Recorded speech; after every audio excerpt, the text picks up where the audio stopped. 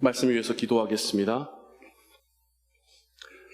하나님 아버지, 하나님께서 바울과 디모데에게 주신 말씀, 그리고 지금 우리에게 주시는 하나님의 말씀으로 우리가 듣습니다. 하나님께서 이 땅 가운데 교회를 세우시고 하나님 나라를 전하는 전초기지로 사용하시며 생명을 모으고 또한 하나님께로 인도하는 피난처로 삼아주시니 감사합니다.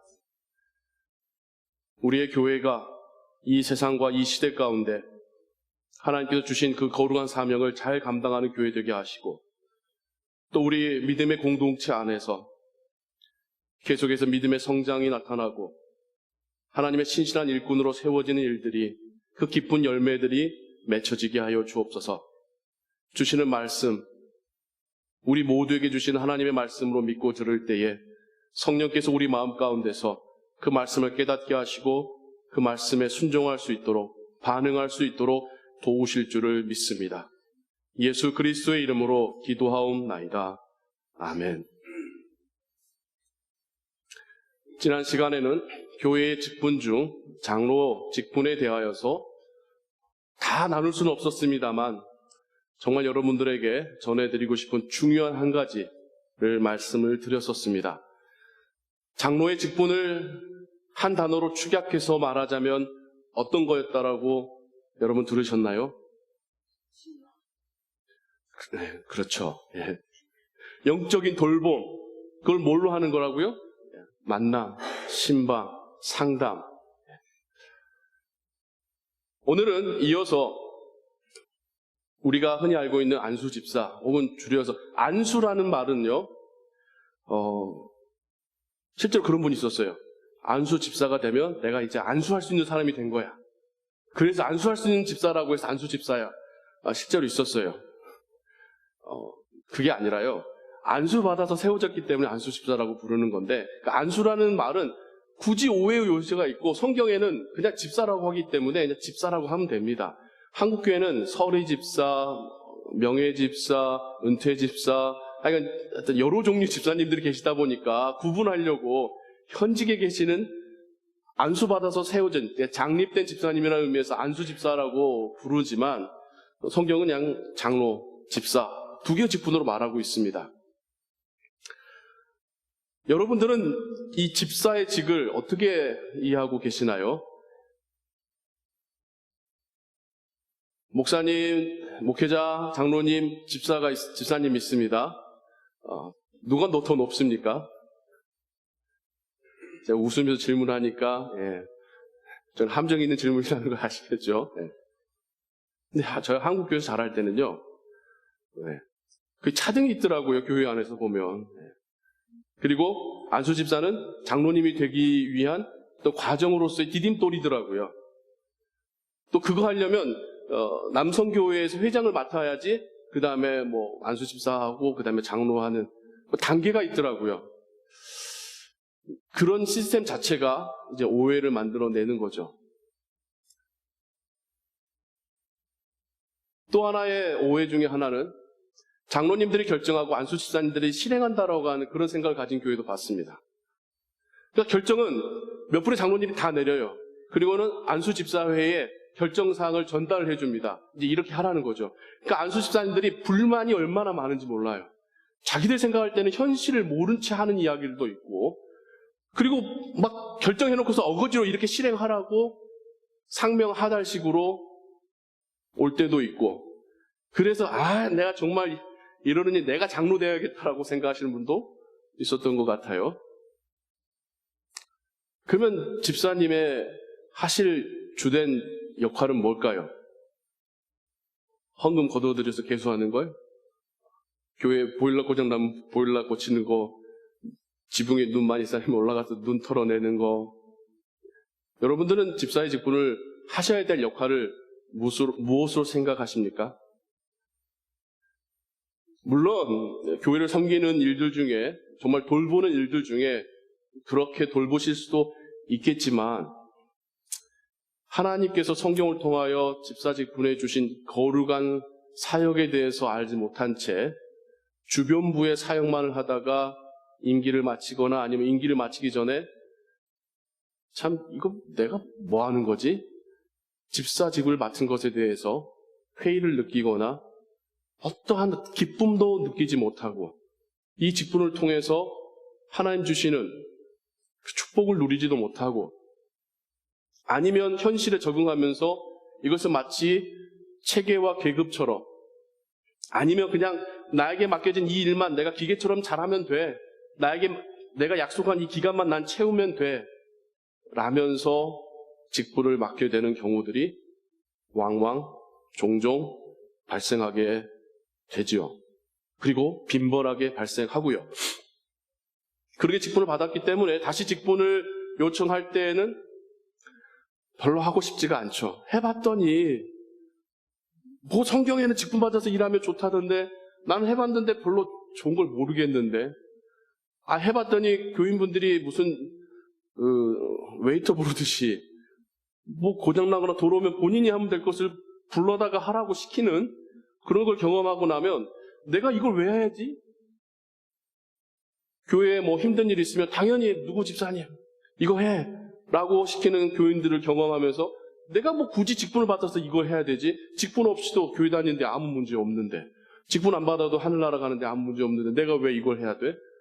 라고 생각하면서 직분을 정말 이 거룩한 사명에 대하여서 알지 못하거나 더 이상 받으려 하지 않거나 어쩔 수 없이 강압적으로 받았다 할지라도 그냥 시간 채우기 식으로 하게 되는 경우들이 발생하게 되지요.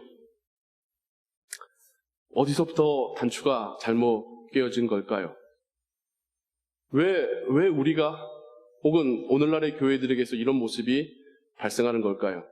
직분을 받아서 어떤 계급처럼 자신에게 특권이 생긴 것처럼 생각하는 것도 잘못되었지만 마치 이것을 군대 복무하는 것처럼 내가 하기 싫은데 의무 복무처럼 하게 되는 상황도 또한 잘못된 상황이지 않습니까? 그런 상황 가운데서 어떻게 신실하게 교회를 섬기는 리더들이 세워질 수 있겠습니까? 그 리더들을 따라서 또 다음 세대의 리더들이 어떻게 세워질 수 있겠습니까? 안 받는 게 상수죠. 그런 상황에서는.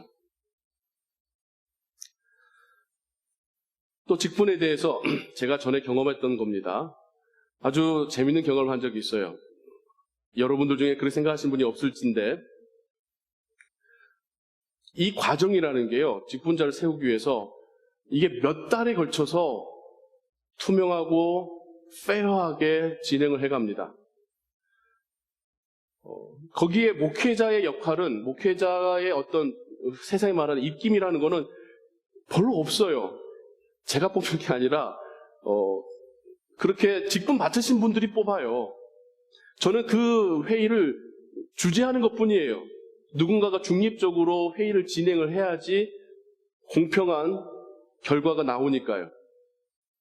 그렇게 해서 거기서 후보를 뽑고 그분을 뽑기 전에도 기도하고 정말 하나님 앞에서 선한 양심과 신앙으로 그분이 함께 동역하실 것에 대하여서 묻고 뽑고 한 사람의 의견이 결코 그 회의를 좌지우지하지 않습니다. 그럴 뿐도 없지만 우리 교회에서는 그래서 사람들의 대다수의 뜻이 발견된 그분에 대하여서 정말 비밀스럽게 또 겸손한 마음으로 제안을 하고 그분도 기도하실 시간을 드리고 기도한다는 것은 결단할 시간을 드린다는 거죠. 결심이 세워져서 답을 주셨을 때에 이제 전체 교인들에게 알리고 함께 기도한 후에 이분에 대한 하나님의 뜻이 무엇인가를 함께 투표로 결정하는 이 일련의 과정들이 있습니다.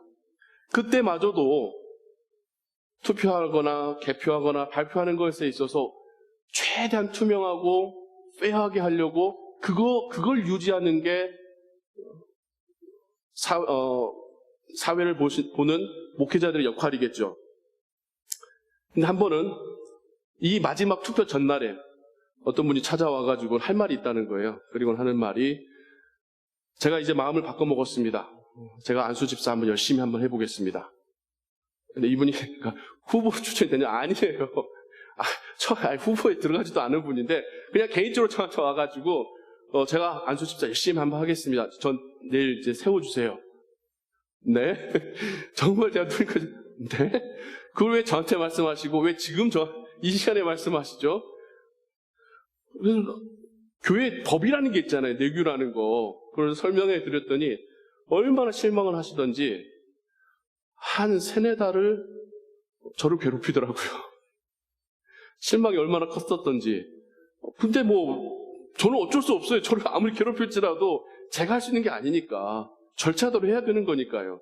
절차대로 할 때야 우리가 그래도 하나님의 뜻을 정직하게 겸손하게 다가갈 수 있는데, 그러면서 느꼈던 게 교회 안에서 정말 이런 리더십이나 직분에 대해서 오해하는 부분들이 많구나. 또 이런 경우도 있었습니다. 교회 재정을 재정부에서 관리하잖아요. 입출금을. 근데 그거를 하나하나 따지겠다는 거예요.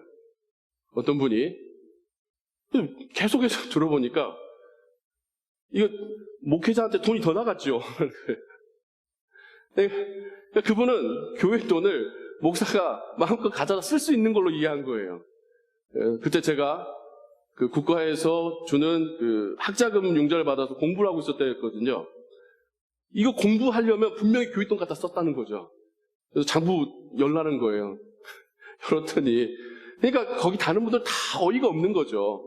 당연히 공부했더니 그럴 것도 없었고, 그러니까 그만큼 모르는 거죠. 저는 그래서 이렇게 모를 수도 있구나. 그분이 배움이 짧은 분이 아니었음에도 불구하고 대학 교수까지 하시는 분이 그런 이야기를 하더라고요. 교회 안에서 하나님께서 주신 인적, 물적 자원을 관리하는 대표적인 역할이 집사의 직분에게 맡겨진 것이죠. 거기에는 목회자가 함부로 간섭하거나 관여해서도 안 됩니다. 목회자의 목회가 변질이 돼요. 그러지 않겠습니까? 목회자의 제1의 사역은 하나님 말씀을 있는 그대로, 그리고 지금 우리에게 들려줘야 되는 하나님 그 말씀을 전하는 건데, 돈에 관련돼서 혹은 사람 직분자로 세우는 거에 관련돼서 목회자가 좌지우지하거나 간섭할 수 있게 되면 목회는 사업과 비즈니스가 됩니다. 목회자가 사업가가 되는 순간 그에게선 더더욱 하나님의 말씀이 거룩하고 은혜롭게 선포되어질 수 없을 뿐더러 그 공동체도 이상한 방향으로 흘러가게 됩니다. 목회자가 목회자로서의 정체성을 지키기 위해서라도 장로 직분과 집사 직분에게 맡겨진 일에 대해서 인정하고 그들을 앞에 세울 수 있는 그런 겸손한 자세가 전 필요하다고 믿습니다. 부끄럽지만 제 이야기를 조금 하자면요. 여러분 그 사람의 그 성향 테스트 여러 가지 여러분도 해보셨죠? 많은 이야기들이 있어요. 우리 교단에서도 목회자들에게 대해서 목회자들의 성향을 파악할 수 있는, 그러니까 검증된 전문가가 만든 어떤 이 조사를 한번 대대적으로 목회자들에게 한 적이 있습니다. 이 조사는 어떤 거를 드러내냐면 이 사람의 원래 성향과 이 사람이 생각할 때 이래야 된다라고 하는 이 두 가지를 이제 찾아내는 거예요. 이 두 개가 맞으면, 같이 가면 이 사람은 행복하게 목회하고 있는 거고, 이게 두 개가 다르면 스트러글링하고 텐션과 어떤 스트레스를 받으면서 목회를 하고 있는 거죠. 이제 이런 걸로 그 목회자의 개인 성향과 또 그가 추구하는 목회자로서의 모습과의 괴리를 발견하는 그러한 테스트가 있었습니다. 많은 항목들이 있었고 많은 어떤 카테고리들이 있었는데 그 중에 제가 기억에 남는 게 리더십에 대한 부분이, 저의 성향은 저는 제가 결정 내리고 제가 결정된 대로 가는 걸 좋아하는 성향이더라고요. 굉장히 독단적인 성향이라는 걸 발견했습니다. 그런데 제가 되길 원하는 성향은 민주적으로 많은 사람들에게 그 권한을 나누어 줘서 함께 해야 된다라고 믿고 있다라는 거예요. 거기서 저 안에서의 텐션이 있는 거죠. 그러니까 회의를 하던 목회를 하던 저도 모르게 제 안에 그냥 이렇게 하면 좋겠는데 라고 생각을 하지만 제 머릿속에서는 아니야. 저분의 의견 들어봐야 되고 전체의 의견을 들어서 결정해야 돼. 맡겨진 일에 대해서는 저분이 주도할 수 있도록 내어줘야 돼. 라고 스스로와 제 안에서의 싸움이 일어나고 있다는 걸 제가 발견을 했습니다. 근데 솔직히 전 너무 감사했어요. 저의 이 죄성 많은 성향 위에 하나님께서 그래도 저를 붙들고 계시고 제가 독단적으로 목회하지 않도록 그러한 어떤 그런 걸 주셨구나라고 생각하며 너무 기뻐했었는데요. 그러다 보니 직분에 대한 여러분들에게 말씀드릴 뿐만 아니라 카운슬 안에서나 교회 목회 가운데 다른 직분자들에 대한 저의 자세는 그러합니다.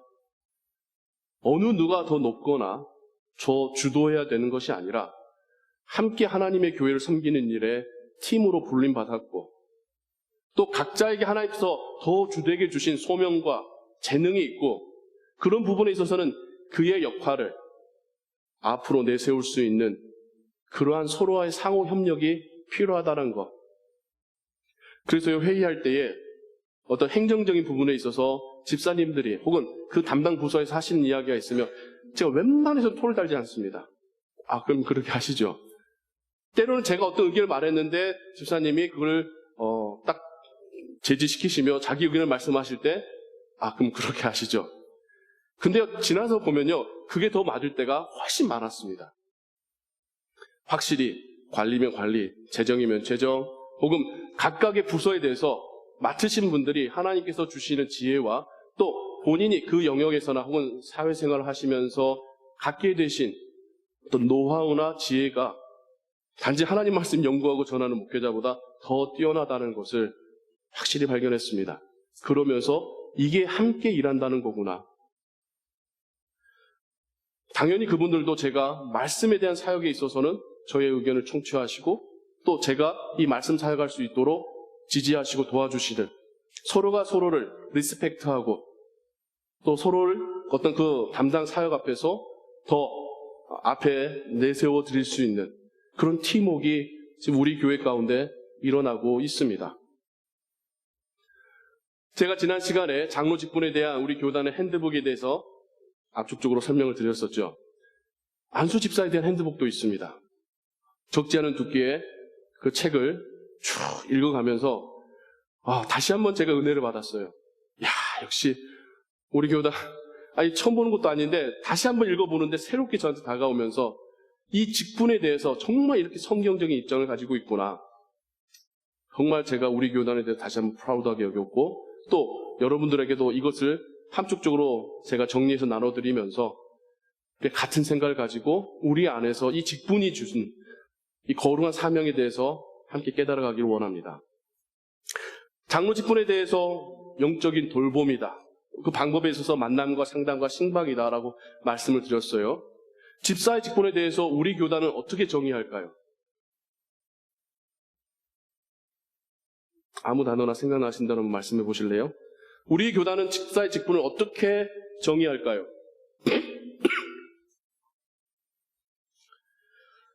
집사에 대해서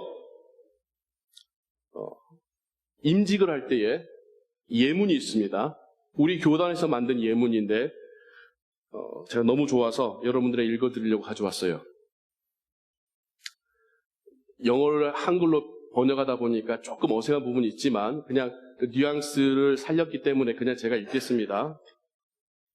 집사들이여, 나는 당신들이 이 교회 교인들에게 신실한 청지기로서의 삶을 고취시키도록 부탁합니다. 여러분들이 청지기로서 살라는 게 아니라 그건 당연한 거고요. 교우들이 청지기로 삶을 살 수 있도록 권면하고 도우라는 걸로 이야기를 시작합니다. 많이 받은 자에게 많이 요구할 것이오라는 누가복음 12장 48절의 말씀을 우리에게 상기시키십시오. 우리가 긍휼을 베풀도록 가르치십시오. 집사님들 보고 긍휼을 베푸십시오가 아니라 우리가 긍휼을 베풀도록 우리에게 본을 보여주시고 가르쳐주시고 권면해달라고 말하고 있습니다. 우리의 재물, 시간 및 능력으로 하나님을 섬기는 새로운 기회를 찾도록 우리를 촉구하십시오. 선행은 단순히 재정적인 지원의 문제가 아니라 그리스도 안에 있는 우리의 삶이 지닌 질을 의미한다는 것을 인식하십시오. 그러므로 교회 안이나 교회 밖에서 부자와 가난한 자에게 똑같이 사역하십시오. 필요를 잘 가늠하여 교회의 자원을 분별력 있게 사용하십시오. 가난한 자에게 동정심을 가지십시오. 그들의 마음에 소망이 생기게 하는 말과 그들의 삶에 기쁨을 가져오는 행위로 격려하십시오. 우리 사회 안에 낭비, 불의, 이기심에 대하여 선지자적인 비판자가 되고 그러한 악에 희생된 자들에게 민감한 상담자가 되십시오. 당신의 삶에 책망받을 것이 없도록 하십시오.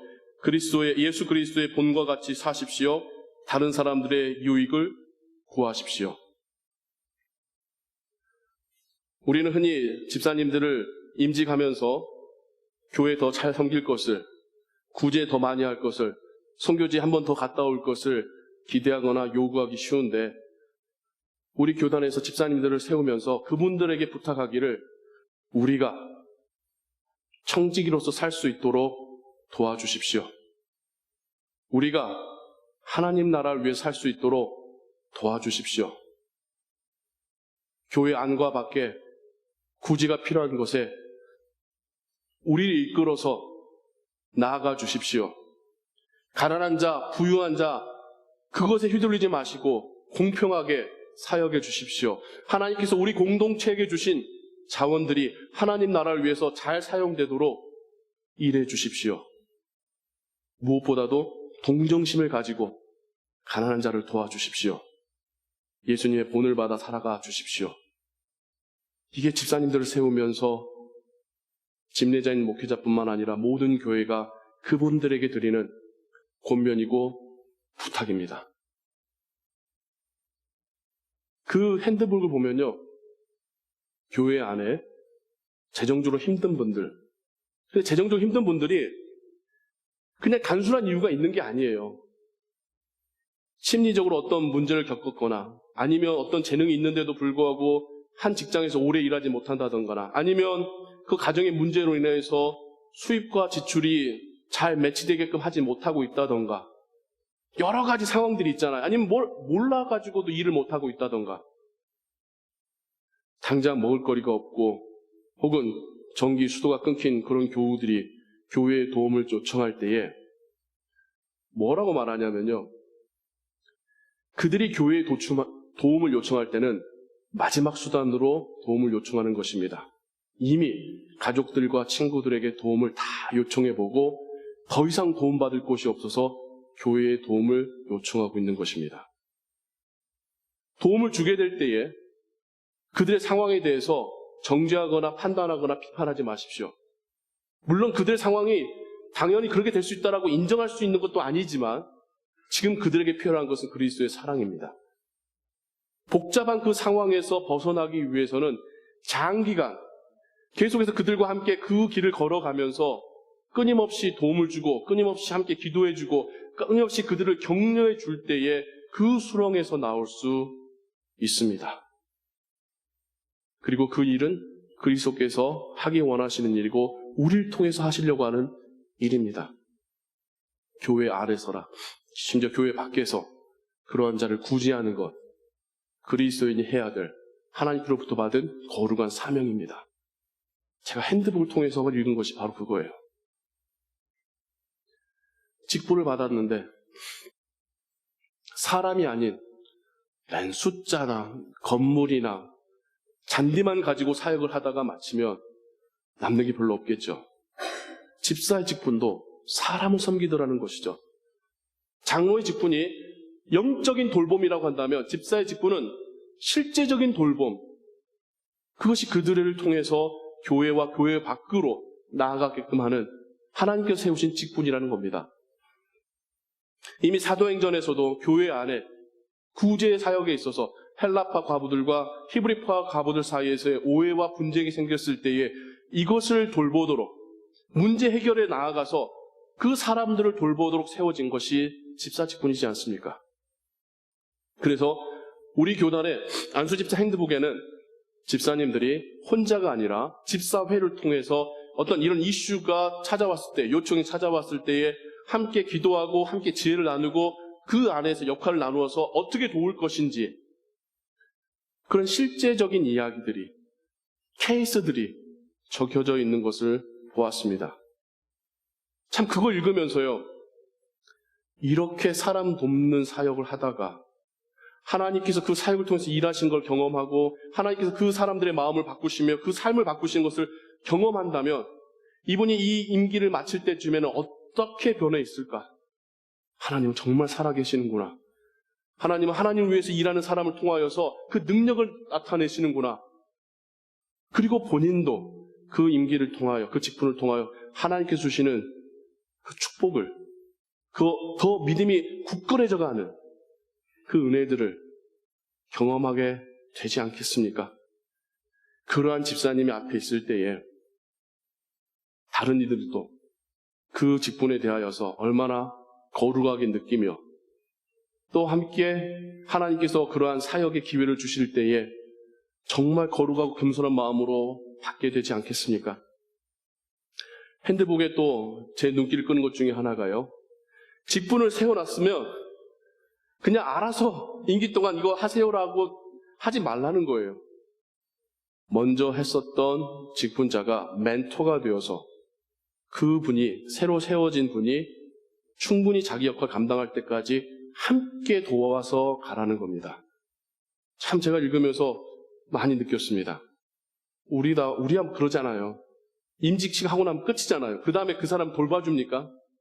이제 당신이 그 직분 맡았으니까 이제 이거 해야 돼. 뭐 부서 맡겨놓고 이 부서 당신 부서니까 당신이 이건 책임져야 돼. 이런 식으로 많은 교회들이 하고 있잖아요. 아니라는 거예요.